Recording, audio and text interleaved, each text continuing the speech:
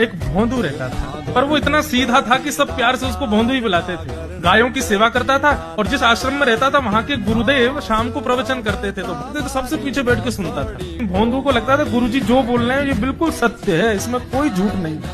एक दिन गुरुजी प्रवचन करते हुए बोले, यमुना के पल्ली पार भांडीर वन में ठाकुर जी गैया चराने आए। भांडीर वन का नाम सुनते भोंदू कान खड़े हो गए। भांडीर वन तो मैं जाता हूँ गैया लेके, मुझे तो कभी मिले नहीं वहां पर। अरे मुंह में ही कमी होगी, मुंह में ही सामर्थ्य नहीं होगी उनको देखवे कि मैं ही नहीं देख पाए होंगे, वो तो आते होंगे वहां पे, मुझे ना दिखे होंगे। भोंदू ने पहली बार जिज्ञासा करी, गुरुदेव ठाकुर जी दिखते कैसे?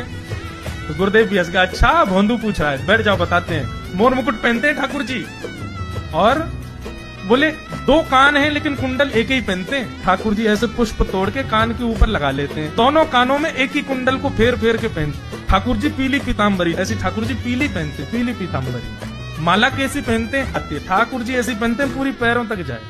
ये देखो गुरु जी कह रहे हैं तो निश्चित है भंडीर वन में आते हैं ठाकुर जी। भोंदू अपनी गैया लेकर के भंडीर वन पहुंच गया। गैया चर रही थी, अब भोंदू ढूंढ रहा है, कभी वृक्ष के नीचे जाके देखे, कभी कहीं देखे, कभी ढूंढे कहीं से चंदन की सुगंधी आ जाए। गुरुजी बता रहे थे उनमें से चंदन की सुगंधी आती है, क्या पता कन्हैया यहीं कहीं हो।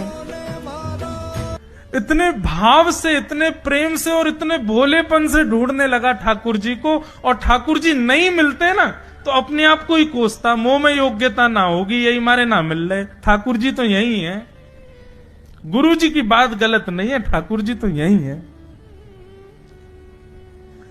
उसके उस सहज भाव पर, उसके उस सरल भोंदूपने पर ठाकुर जी रीझ गए।